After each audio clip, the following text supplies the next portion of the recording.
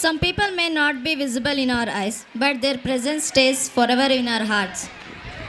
This emotional song, sung by the late Puneet Rajkumar, is impressed through this dance, Kanadante Mayavadanu. Now let us welcome LKG B section students to perform for this song.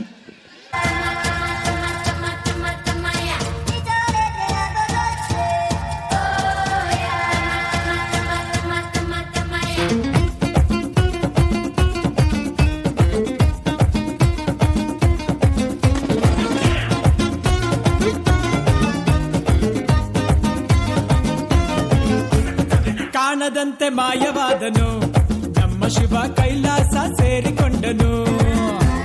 ಕಾಣದಂತೆ ಮಾಯವಾದನು ನಮ್ಮ ಶಿವ ಕೈಲಾಸ ಸೇರಿಕೊಂಡನು.